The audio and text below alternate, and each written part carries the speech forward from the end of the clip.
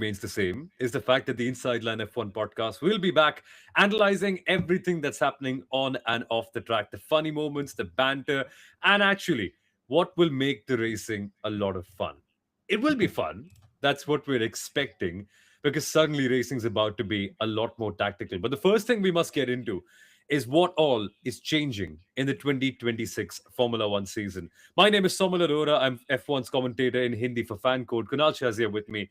He also joins us on the Hindi F1 broadcast while also doing the Viaplay English and Norwegian broadcast in Norway as well. We've been here doing this for over 5 years now, Kunal, and we've never quite approached a season which with this much excitement, with new team principles, with new teams, with a new importance on battery technology, a new way of racing, and just entirely a new approach on how we see Formula One. What a year it's going to be. What a year it's going to be. What a year it's going to be. Yes. I'm eating my words already. That's how excited I am. I don't know. Is it going to be called Formula One in 2026 or are we going to call it Formula New in 2026? Because you have listed all the softer elements already that are changing teams and team principles and driver lineups, even though there's one driver lineup changing pretty much. But there's so much more that's changing in Formula New in 2026. We've got new chassis. We've got new aero packages, what we're going to call as active aero. We've got new fuels, sustainable fuels. We don't have DRS, so we've removed one Ah, wretched. ah, ah, do we not? Do we not? We'll get to it. We'll get Yeah, to it. we'll get to. So we don't have one DRS. We have two DRSs now. That's how wretched the wing is going to become. But it's not going to be called DRS. We're going to get to what it's going to be called and why it's there. We have narrower tires. We have smaller cars, more compact. We have what else? We've got faster straight line speeds, lower cornering speeds. What else do we have? We've got a new world Smaller champion coming. tires. Smaller tires, yes. Yeah, that's Same going old to be Pirellis, yes. same old Pirellis, but now narrower, so less contact patch as well. We've got so much fun stuff in terms of how we see racing. I think that's the first thing we should really get down into. Because everything aside, right?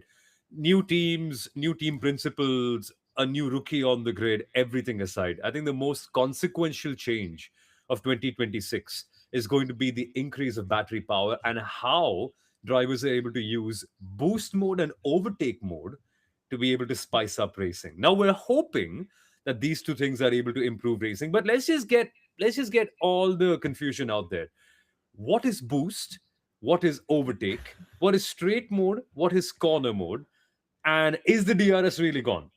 To answer your question, firstly, the DRS is gone, but only in name. It's still there, but it's doubled down upon. We now have active aero. So in straight mode, cars will be able to open not just the rear flap, but also the front flap. And if you're wondering, okay, so how is it different from DRS? The reason why it's different is because you had three DRS zones, or at times four.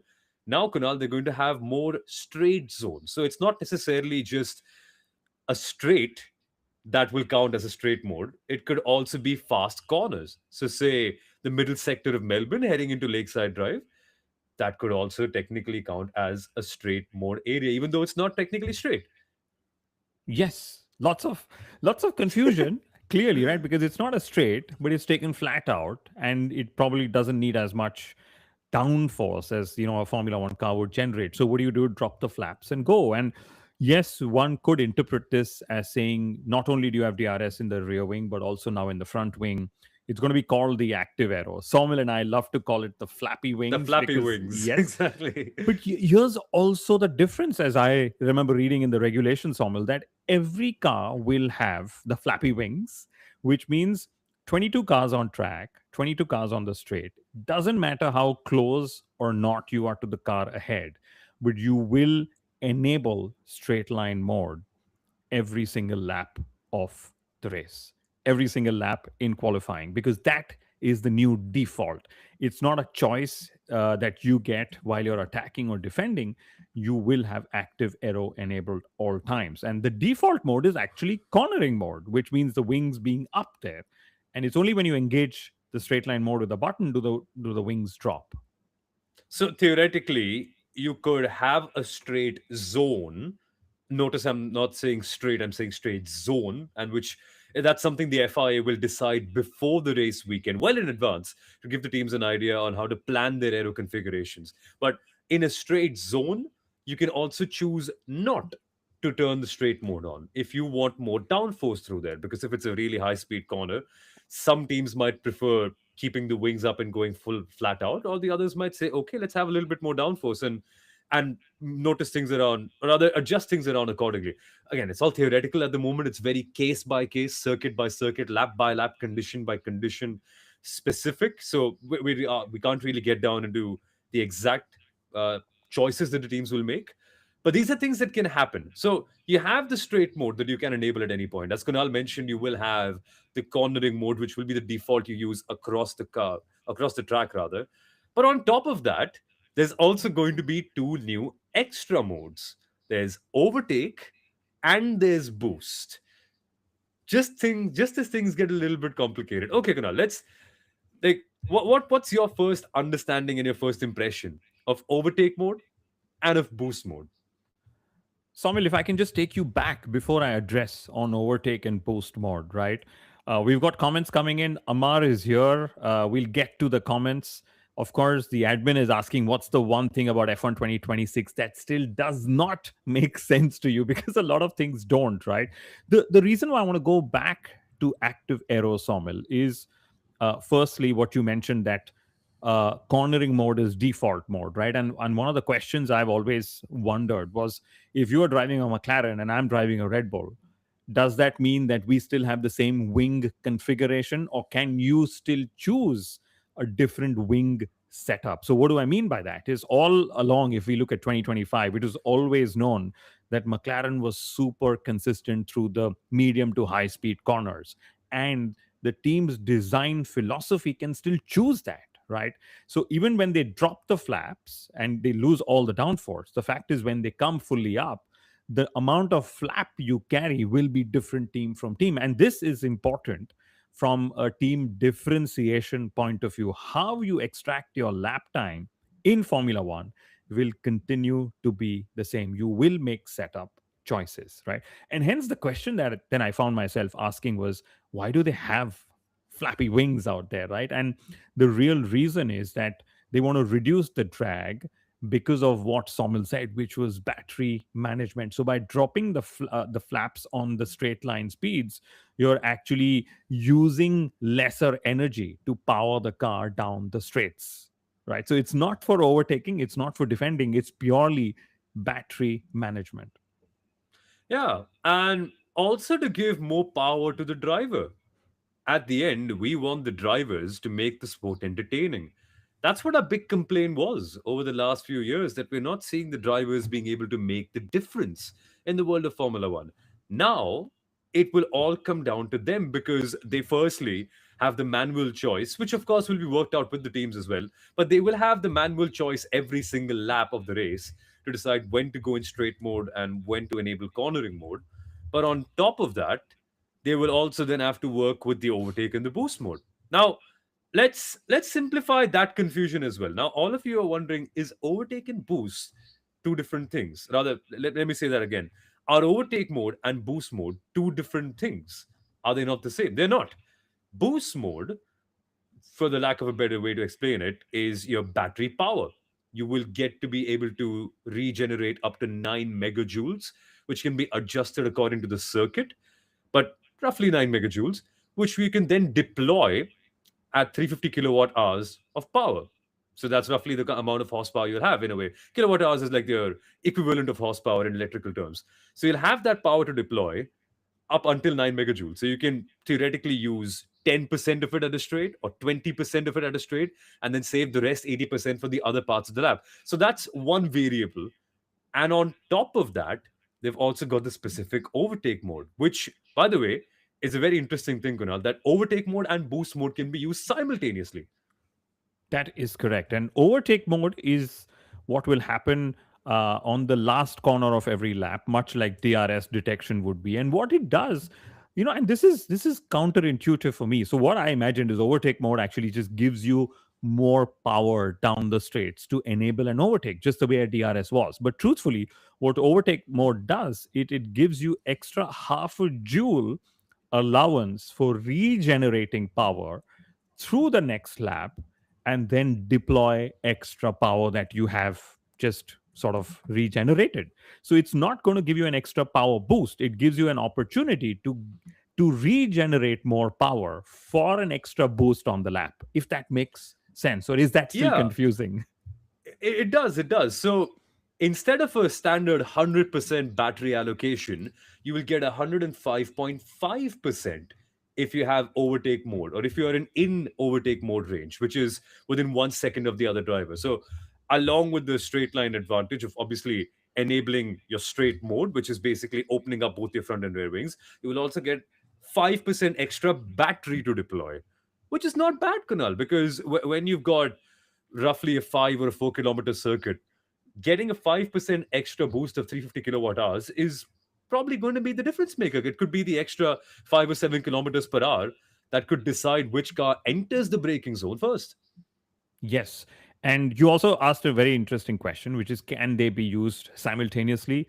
And the truth is, yes, they can be used simultaneously. While the overtake mode is given you as an allowance only when you're 1 second behind a car, a boost mode is available unlimited number of times to a driver throughout the race. And hence, going back to your key term, battery management, how a team and driver manage battery over a single lap in terms of regeneration and in terms of deployment is going to be that key factor, because a standard battery management map, if we call it that, you will map each circuit, and hence you will have a map that you follow where you will start each lap where you're collecting energy through the lap, but you're also dispensing energy in a way that when you come to the next lap, you still have enough energy to keep continuing to spend and earn along the way. And which is where, Soumil, a lot of those questions are coming. Will the ICE actually keep charging the battery through the corners? Right? Will the ICE at some point keep charging the battery while the It will. electrical power cuts off? Towards the end of a straight, and these are realities that will happen.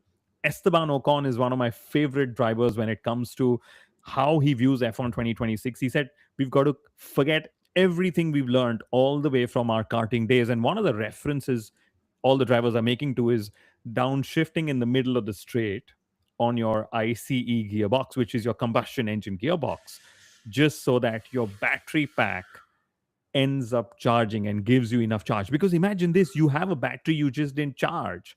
So what are you going to deploy? And that's almost 50% of energy, which could that mean that suddenly in the middle of a race, if a driver and a team do not manage battery management so well, you could suddenly be driving a Formula One car with a Formula 3 power output, driving and racing against other Formula One cars with Formula One output levels. I think so, right? Yeah, it's going to be very interesting that way, because 50% of the power is now electric. And it's very interesting that a normal Formula One ICE engine can produce upwards of 700 horsepower, which is still crazy. But then to think that you have almost the same amount through electrical power, which is variable, by the way. Like, you will have that much power, but only in certain hints. So, for instance, at a corner, you might be using your 700, 750 odd horsepower from the ICE engine. Coming down to the straight, it could suddenly go right up to over 1,000. And then back to the corners, it's again at 700. So it's fluctuating how much power you can actually deploy on track. And it reminds me, it's a very variable way of the. It's a very variable version of the old qualifying engines, if you remember, Kunal, in the 1980s, where drivers used to get like these crazy over 1,000 horsepower engines that would only be used for 2 or 3 qualifying laps. It's a bit like that, except that you can have that much power at certain pockets and certain parts of the lap. And then, as you rightly mentioned, thermal management and battery management becomes very, very important. I say thermal first because batteries are very interesting components. Their performance and their output depends a lot on the ambient temperature and the heat around, like in real world conditions. Like in a really hot place, your car battery or an electric car battery will obviously produce less range and less power in comparison to somewhere with more ambient, more consistent temperatures. And that's something we're going to get to see at the pinnacle of performance in Formula One too, where not just the ambient temperatures and not just the air, but also how well the drivers are able to regenerate energy within their driving styles is also going to impact how much battery they have available to then deploy while fighting. Yes, and hence, will driving a Formula One car suddenly seem like being in the cockpit of a Sukhoi 37, where there are so many things to manage, right? And my feeling, Soumil, and I'm going to quote Zach Brown in this. He said the fans won't notice any of those changes, and I'm conflicted. What do you think? Uh, how will they not? Like I know if you just have to look at the cars from the outside, you won't see much because there's no real graphics telling you about how much electrical power is deployed or what the drivers are doing. But the moment you put on a visor cam or even a T cam and then get to see the kind of different buttons the drivers are pressing or the adjustments they'll be making, not just to the differential, but now to the engine and battery mapping as well, I think you'll notice. I think you'll notice that drivers are being more tactical about how they deploy battery when they go to straight and cornering mode, and also when they just use overtake mode. It's going to be very visible, I feel. But Yes, then and it also depends on the broadcasters, doesn't it, Kunal? it does, and I think Formula One will have graphics, especially on the Halo. Who's deploying, who's not. There will be new terms for us. I know derating is a term we've always seen where you are harvesting electrical energy. We've seen that since 2014. Clipping is another term that we've had all along, where when the battery just starts clipping and you don't have any more electrical power. But there will be a new term as written in the regulations in 2026. It's called super clipping, Yep. which is when the combustion engine is actually running to charge up the electrical batteries, which will then power the motor, Soumil. So there's another term that will come up, and I don't think the fans will notice all of these under the hood, right? What I suspect is going to happen is that the teams will have battery engineers, battery strategists who will work specifically on what are the modes to deploy at what parts of the lap, so that you are not only using your battery but also charging it up, and hence the fans may not sort of get so much. And like we've often seen a race engineer coming and saying you have engine mode 8, 11 available, which typically means you're getting more output or you're doing more fuel saving. You will have similar modes that the drivers would be told to select at various parts of the race, right? So I don't think things are necessarily going to be more complicated from a driver point of view, or even for that matter, a fan point of view. There will be people who will help the teams and the drivers manage these different modes while they're going out racing. And Uh, no, don't you think so? will it not be more complicated for the drivers? Because along with DRS, they will also have to manage their boost a little bit more. Now, you guys might be thinking boost is a fresh concept in the world of Formula One. It's not. Drivers have had boost in some way or shape or form since 2011. Started off with the kinetic energy recovery system, the KERS, and then after that, we still have some degree of boost available to all the drivers to deploy. You will hear that on the team radios if you pay attention closely during the race. The drivers will ask for a little bit more boost at times to be able to help out with it. It's just that the proportion at which the boost will become a tactical tool will increase now. And so, in a way, the teams will take care of it, as Kunal mentioned. But don't you think, Kunal, it will reward drivers who are better at managing it and better at deploying it, since it's now a bigger part of a driver's arsenal, the boost mode? I believe so, but again, Somil, my reading is that the drivers will be trained enough. These are very intelligent drivers, mind you. They read so much of data, and then imagine not only reading the data, they know that okay, in turn 4, I need to carry 3 kilometers per hour more speed in the corner, and then to do that, I need to change my brake bias settings. So my reading is that all the 22 drivers, and it's I'm getting used to saying 22 and not 20 drivers, are intelligent enough to know what it's going to take to drive in 2026. Will there be mistakes earlier in the season?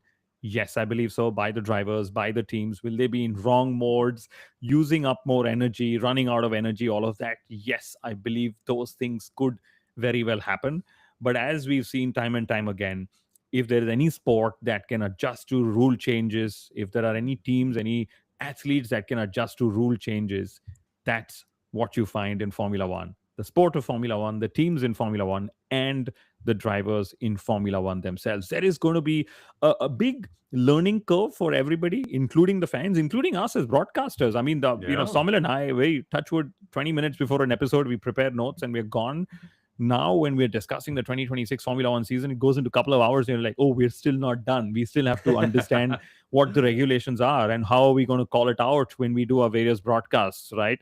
So it is going to be a learning curve, but I still think the fastest teams, the fastest drivers, the smartest teams, the smartest drivers, the most efficient teams, the most efficient drivers will continue to rule the roost in our sport of Formula One.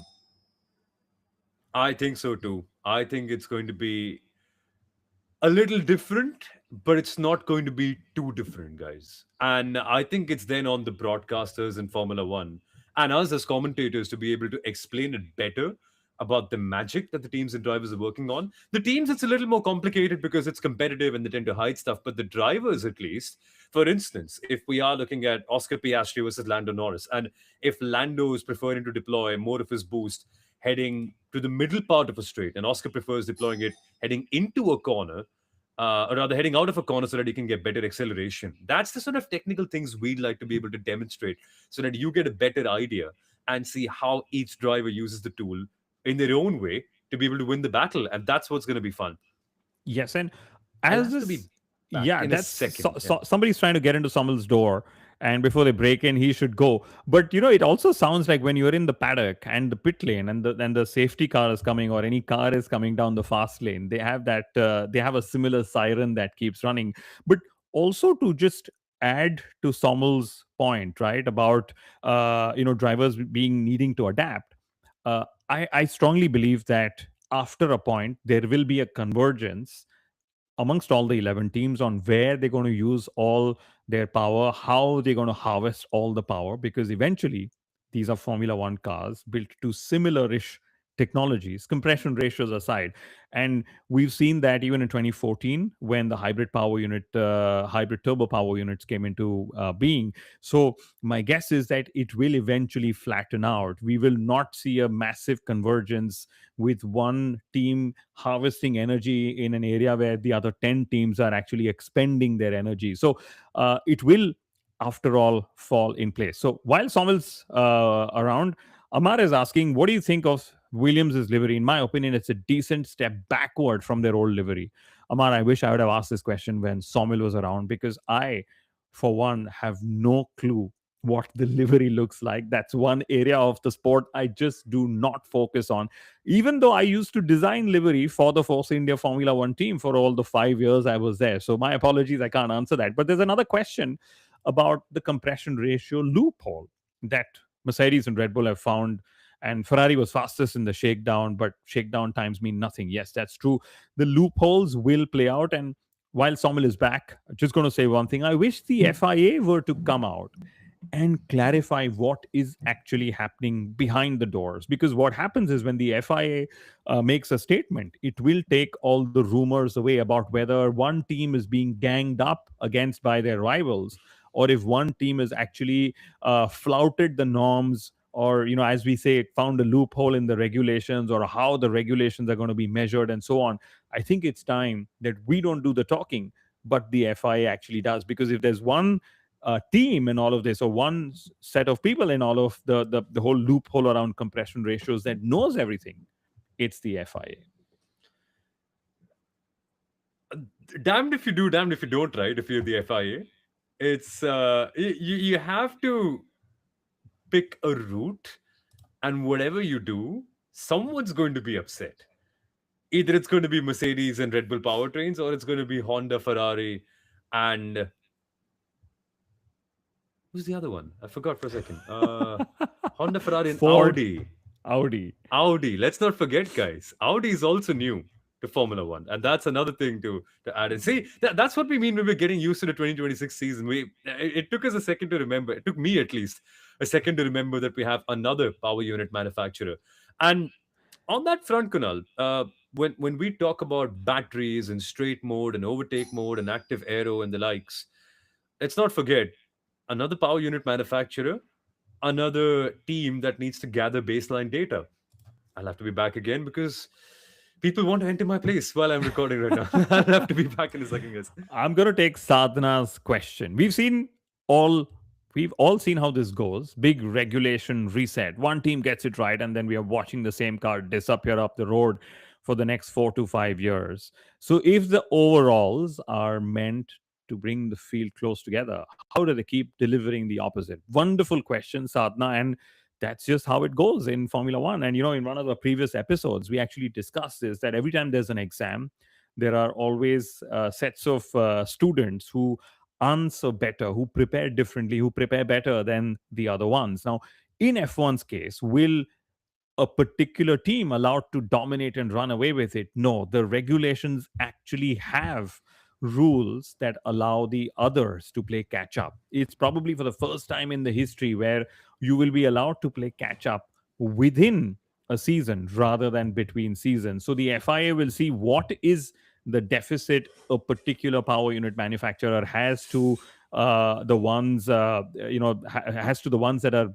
leading up ahead in the road at the sharper end of the grid, and they will be given allowances, whether it's terms of resources or even in terms of finances, to go and catch up with the rest of the field.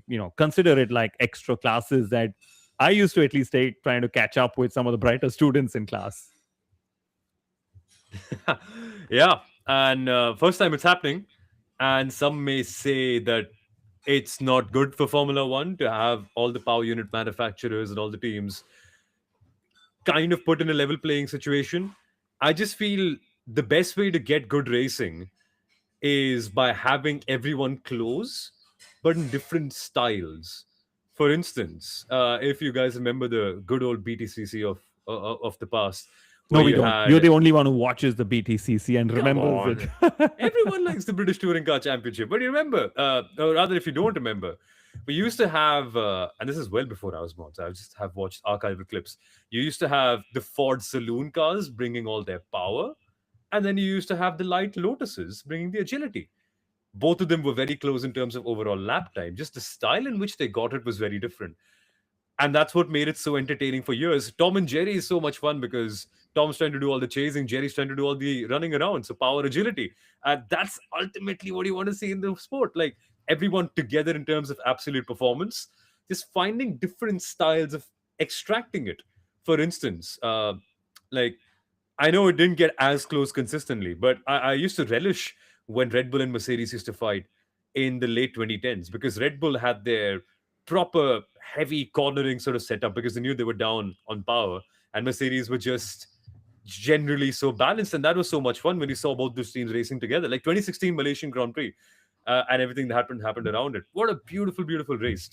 That's what we need ultimately. Everyone coming closer, but different ways of doing so. And I then, in that regard, kind of appreciate Formula One's initiative, Kunal, to come up with these different aero settings and to come up with boost and to come up with overtake mode because the more variables we're able to give drivers, theoretically, the more approaches or the more ways we have to be able to extract the same lap time or to duel against other drivers. So, in a way, it's good, but it will take time for us to get used to, and there's no guarantee that the grid will be close. There's no guarantee, but there is a guarantee that Amar is your soulmate. Because guess what he's just said? He said a Volvo slab BTCC is biblical, right? So I'm pretty sure that you guys can catch up offline in the off season and discuss your BTCC. But what you also We just asked, should. yeah, what you've also just asked is what Sadhana's question has been. How does the FIA sell new regulations every time as progress? Well, what Soumil just said, it's about technological progress. Formula One is actually a tech platform. It's a live research and development platform, right? For the automotive industry, whether it comes to the new synthetic fuels that are going to be used, whether it comes to regeneration, battery management, thermal management. Trust me, I drive an electric car. Yeah. I have driven it in 30 degrees centigrade, and now I'm driving it in minus 15 degrees centigrade. And I know how important is the whole battery management picture, how important is the whole thermal management picture. And hence, the FIA sells that as progress, saying the sport is making progress, and that leads eventually to get the automotive industry to make progress, even if it comes at the cost of these new terms. And one of the terms, Somil, that I'm definitely going to take time to getting used to. I always thought saying 11 teams and 22 drivers would be the tougher one, but instead of saying horsepower, we're going to end up saying megajoules No, every no, single no. lap. Yes. Kilowatt hours. So, so think of it. Think of kilowatt hours as your horsepower equivalent, and megajoules being your fuel equivalent in a way. So 9 megajoules is the amount of battery power you can have, and you can then deploy it at 350 kilowatts per hour. 350 kilowatt hours, and that's the kind of horsepower that you have. And by the way, you can detune the amount of power you get out of it too. It's a battery, it can be mapped accordingly, similar to attack mode in Formula E, where they get an increased kilowatt hour deployment rate. They can also deploy it at a lower rate, and that's also actually, that's a very interesting point. I wonder what's going to happen at a circuit like Monaco, where you don't necessarily, I mean, okay, let's just put it out there. 9 megajoules is the amount that you can regenerate per lap. Eight and a At half. Eight eight and a and a half. half, Yes. Yeah. eight and a Yeah. half megajoules per lap is what you can regenerate. Doing that at a Bahrain might be easier because longer straights and longer braking zones, so you can regenerate more heading into the corners. At a Monaco, you're probably going to have to drive at 30 or 60 kilometers per hour, just overdoing it. But yeah, maybe an incredibly slow pace to be able to regenerate that much. So the FIA Kunal will, of course, at these circuits, make a provision for drivers to be able to regenerate less. So 100% will not mean 8.5 megajoules. It'll probably mean 6 or 7 megajoules. And that's something that they will adjust heading into each of these races. So small variables for the teams to keep in mind. But for the drivers, ultimately, I think it remains the same. You have 100% battery power. How do you deploy it? Yes. And the admin is saying, Uttara is saying, way too heavy, guys. Let's keep it simple. But truthfully, it's going to take time for all of us to keep it simple. Although I have a different view to what you've just said, because in Monaco, I will be very surprised if we have the straight line mode at all. I get a feeling it's going to go towards having more downforce. It's a full downforce circuit, and Yeah. the straight line speed is actually giving rocket ship speeds already. And there's a good chance that they're going to cut down or curtail how fast you actually go on those straights, Somal. But the slower one will go, the better it is for regeneration. So think of all your yellow flags and virtual safety cars and safety cars and so on. It will just help with more regeneration. But what else do we have? What do you think, Somil, will separate a good driver from a great driver in these new regulations? Good question. Oh, awareness. Awareness about other drivers and awareness about when and how much to deploy your boost. Overtake's going to be very similar. If you're very similar to DRS, if you are within that 1 second range, you will have that access, and you will be able to get some sort of an advantage. But it's more of boost that's going to have a tactical impact. Now, the way we're speaking about boost and overtake mode and everything around an active aero makes it feel like those are the only things that will determine a good driver, but that's atop the baseline of being a very, very quick Formula One driver.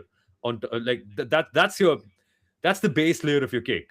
Now all these other things, your icing is going to be boost and everything around it. So the fundamentals of what will be a great driver will not change. You need to be bloody fast in a Formula One car, but then once you're all at that level, I think it's your tactical awareness, Kunal.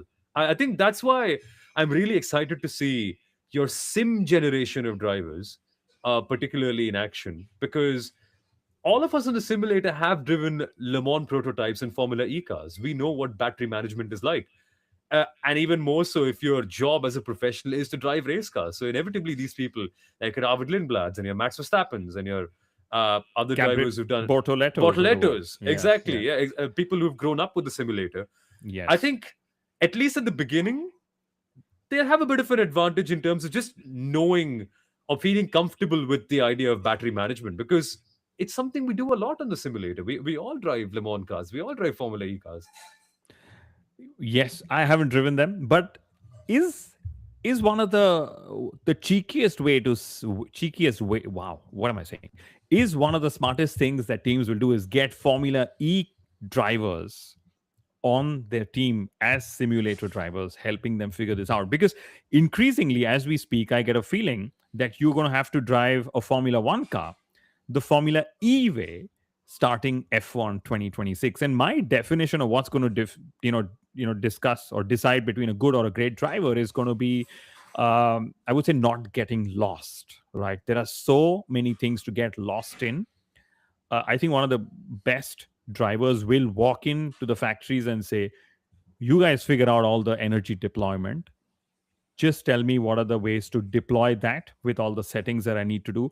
I'm going Yeah. to focus on extracting lap time via setup because I don't know the details about battery regen, super clipping, derating. I just want the maximum battery power or power unit power that I can get every single lap when I go racing, especially in the likes of qualifying and the like. So you work backwards from that to say, hence, how do I prepare for a qualifying lap?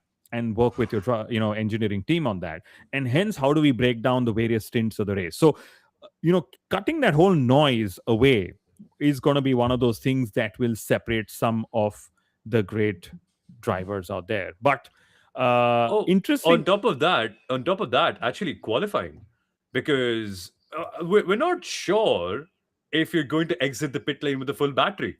So, if you do have a quali warm up lap along with heating your tires, you've also got to make sure that you regenerate your battery.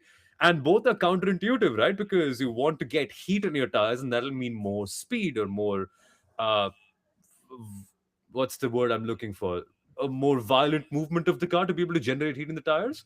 Yeah. But for regeneration and adding battery back to the battery, or rather power back to the battery, you need stronger braking. So it's going to be interesting. Warm up laps are going to be very interesting. Warm up laps, and again going back to what Ocon said, and we'll take what Lando Norris said. He said everything's going to be more chaotic, and we'll come to that because how do you find your peace in the car and you're racing through all that chaos? That's what's going to separate a good and a great driver, right? But what Ocon said, forgetting everything we learned from karting. Imagine you're going through a slow corner, right? Now, the beauty of a slow corner is you will, as a driver, focus on braking, line, rotation, exit, tire slipping, and making sure you don't have enough, too much wheel spin, saving your tires, all of that. But there is going to be this one component where one part of your car, the ECU and the whole battery management unit is going to be like, wow, that's a slow corner. I know what I'm going to do. I'm going to run the ICE full blast, charge up all the battery I can because this allows me to do that. Now, as a driver, what do you feel at the back, right? Where you feel all your, where you feel your racing car, your lower back. You're suddenly going to be like, I'm going slow, but what's that damn engine going full blast on my back? Is everything okay with the car? And I think that's where a lot of adaptation will come in of how to drive across this rule set. And like I said, getting a Formula E driver on your sim team, including being a driver coach, would help because F1 cars are going to be driven the Formula E way in 2026. That's my gut feeling, Soumil. Yeah, but let's not forget at the end they're still race cars. You still have to go very fast. Like that's the base layer. Like that's the thing, right? With so many things coming in, I then kind of have to agree with Zach Brown that the viewers will not even notice because at the end we may be we may be overestimating the importance of the battery. For all you know, it's just how good you are as a driver that will make the difference. Like it's you never know. You never know. But is it a good time to go Absolutely. to audience questions? Because we've got a lot of Yes. them from our viewers, and it's been amazing to see how engaged everyone is. Yeah, this is my favorite one already from Persiv. He's saying, "Can you please tell fan code to broadcast 1 hour before the race in Hindi?" That's what Somal and I do with Chetan Yeah. Narula, right? And bring more tactics about the sport, which will help us new nerds to Formula One. And please expand more than just the Hindi commentary. Yes, we would love for that to happen. And Sarika is saying, guys, yes, love the cheekiness. Great to have you back. Are we back? Yes. Where have you We been never all left. along? Yeah, we We never never left. left. We've been doing this all along. Amar is saying, shifting away from all the tech stuff. Yeah, I was getting a little. We will. amp up some of the tech stuff. A couple of more questions that have come our way, but some of the fun stuff, right? Loving the manufacturer's takeaways. So I can 100% see Haas being bought out by Toyota, and Ford will eventually build an engine. And I think something Will is they? common with all the manufacturers. That is so cool to see all these brands we drive on the road be represented in Formula One. I think that's mission complete for Formula One. That's what they aimed for with the 2026 regulations, to be able to bring more manufacturers. Now, realistically, they've only brought one more. And at this point, you're going to be like, what do you mean? What about Ford? Even Ford are in Formula One. Not yet fully. Not yet fully. It's still Red Bull powertrain supported by Ford. So some Ford engineers are there. Ford money is going to be, of course, helping develop the power unit, but it's still a Red Bull power unit. And There is Cadillac more will there come is more soon too. money from Ford than Exactly. technology from Ford, but that should hopefully change as well. Yeah, this is how you get a brand into racing, right? Give them an opportunity and then let them expand their footprint in it. So I'd say mission successful for Formula One, and the fact that they've also opened up the window for manufacturers to catch up is beautiful. I think we need this. Ultimately, Absolutely. we don't want a scenario like the mid 2000s where manufacturers just quit at the first sign of inconvenience because the gap to get up to the top is just so much. We don't want a BMW Sauber situation. We don't want a Toyota situation. And as much as you will say it was down to the economic crisis, let's not forget it was just made easier by the fact that these two teams were just not top players. Yeah. So imagine if they were given more of a window to catch up while also having a cost cap. Better for everyone, I'd say. A True. healthier sport. Couple of questions that have come up for active aero. Right. Will active aero actually cause slow pit stops, especially in stops where a front wing has to be changed? I don't No, believe so, right? no. No, I don't think so. I mean, anyway, when a front wing or a nose cone has to be changed, it's a slow stop, right? And it's if you're putting it all in within the markers that you have, I think it's all going to be fine. Another interesting question: Yeah, and on that, it's going to be the same because you're not picking the front wing by the adjustable flaps. You're picking it uh the from the nose spine of itself. the wing. Yeah, Yeah, you're yeah, picking up yeah, the nose, and the point which you have to screw or unscrew is still going to be the same. It doesn't matter if you have the flaps on or off. So I don't think it makes a difference. yeah. When it comes to low grip conditions, and low grip conditions typically would mean wet conditions, the FIA, like Soumil explained, the FIA will lower power outputs, regen outputs. They will sort of work on that, considering safety in mind more than anything else. But also, the FIA will then advise the teams on usage of the active aero as well, right? Yeah. Because when it comes to low grip conditions, what you want to do is maximize your grip, and hence being in default mode might be more important than being in straight line speed mode, and which could mean that it impacts the amount of battery power you end up using. You will end up using more battery power if your car is in the default cornering mode, because the flaps are up, and hence you are going to deploy more power to just go faster. So I think that is going to be a change. One of the other things also is that at this moment, the front and the rear wing, when you actively engage the aero components, have to fire simultaneously. There is a slight, I think, a zero point 0.4 second Yeah. gap that you're permitted. And Somil, as we know, that is down to safety reasons. So you're not shifting the balance, the aero balance of the car aggressively at corner entries, corner exits, and so on. But when it comes to low grip conditions, even that is something the FIA will look into to make sure that racing still continues in a safe manner. Yeah. The whole idea is to make sure that the cars don't suddenly go from extreme high downforce to extreme low downforce immediately. Because imagine if you have a really fast corner and the driver just chooses, theoretically, to go back into straight mode. You don't want to lose all your downforce heading into a really fast corner. And you like, what do you mean? Straight mode in the corner? Some corners will be allowed to have straight mode because they are not cornery enough, for the lack of a better way of explaining it. In a way, it basically means that because they're fast corners and they're not really at a very high angle, you can sort of take them flat out, and hence they will be allowed to have straight mode on them, but not all corners. So that'll depend, and that's what Kunal meant by the FIA giving them enough time to be able to decide where to use the straight line mode. It'll It'll be predetermined. Let's put it that way. Yes. Amar is asking another one. Isn't Aston Martin the only team that has an electronic front wing actuator where the other teams have a hydraulic system? Hard to tell because the final Formula One cars are not out yet. So But increasingly, could be a test. both are being tested, both are being considered by multiple teams. Obviously, for weight saving reasons, reliability reasons. I also believe that the Aston Martin we saw in the shakedown is going to be very different from the Aston Martin we'll see in Bahrain. And it's a good segue to go into the Bahrain test conversations. We'll spend a couple of minutes Yeah. doing that.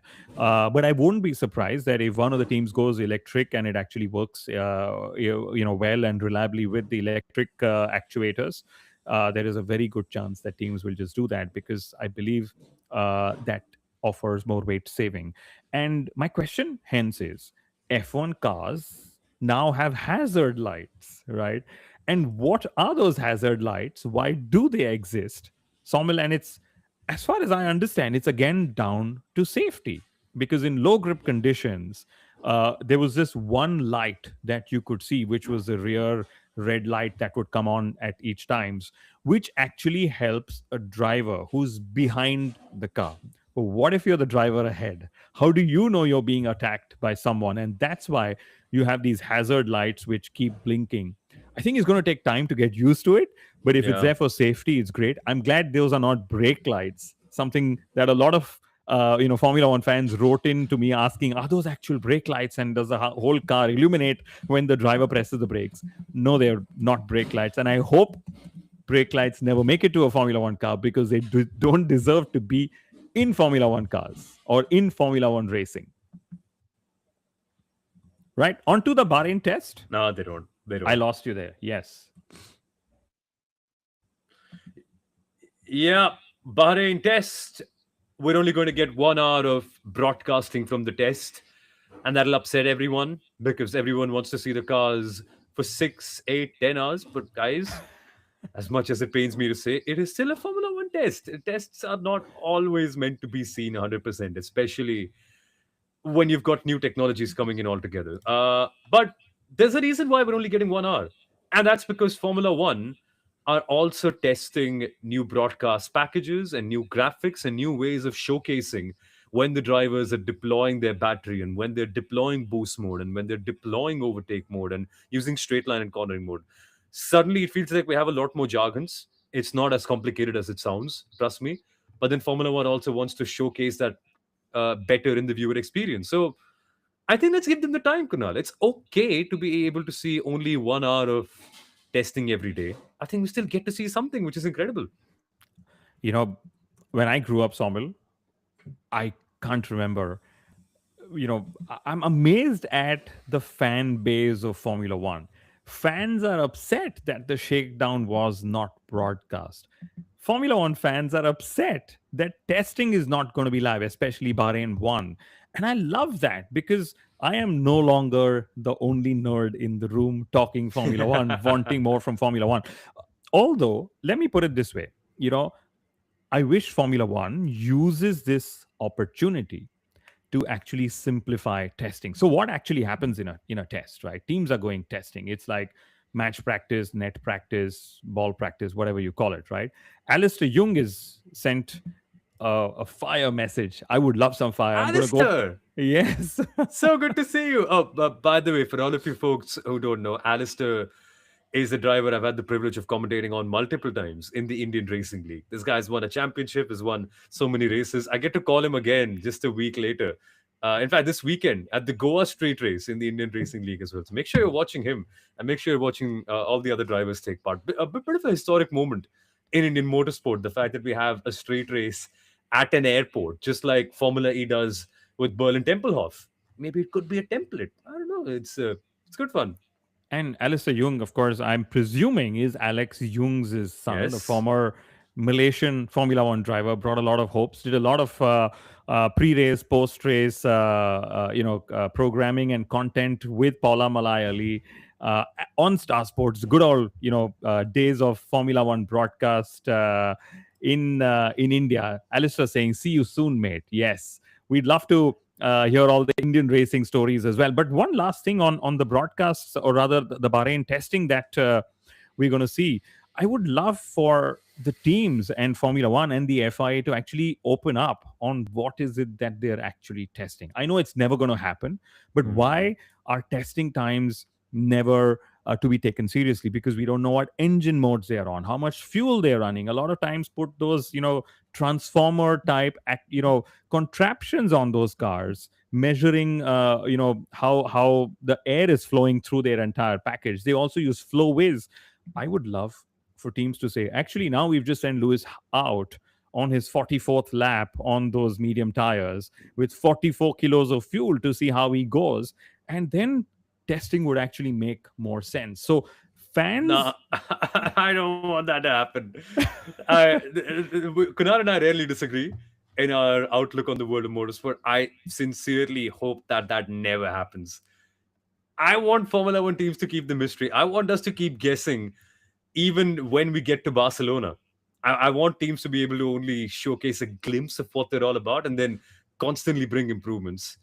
And just keep us Formula One fans wondering, like, what is the ideal pecking order? Because that's what keeps it fun, Kunal, doesn't it? absolutely. And actually, we don't disagree. I have the same view that that mystery and that suspense should remain. Because if Formula One teams actually said, here is Lewis, or here is Lando, or here is Max doing this, and that's how much power output we are using, it then seems like playing a game of cards with your cards laid out open on the table. Right now we are hooked on to Formula 1 because we do not know who's got what cards in their deck, and the teams are holding all the cards very close to their chest. That should continue, that should remain. And hence, if Bahrain testing is just 1 hour of highlights at the end of the day, so be it. Yeah, it's going to be really fun that way. I'm just very excited to see more of your push laps in the Bahrain test. I was about to say Barcelona, force of habit, but yeah, at the Bahrain test, what are we looking forward to? Push laps. I really want to see teams doing proper quali simulations. That'll give us a really good idea of how fast the Formula One cars actually can go in a straight line on a push lap. And George Russell says it's the fastest he's ever seen a Formula One car go down a straight line. That'll be fun. I want to see some race simulations too, Kunal. I want to see drivers dueling it out just just as a dummy battle, not exactly a proper serious one where they're bumping wheels yet, but just to test what following is like and what a race simulation of 20, 30 odd laps does seem like and does feel like in terms of tire management and in terms of battery management too. That'll be a lot of fun. Yes, and I'll tell you what I'm eager to see. Will sustainable fuels actually be used in Formula One 2026?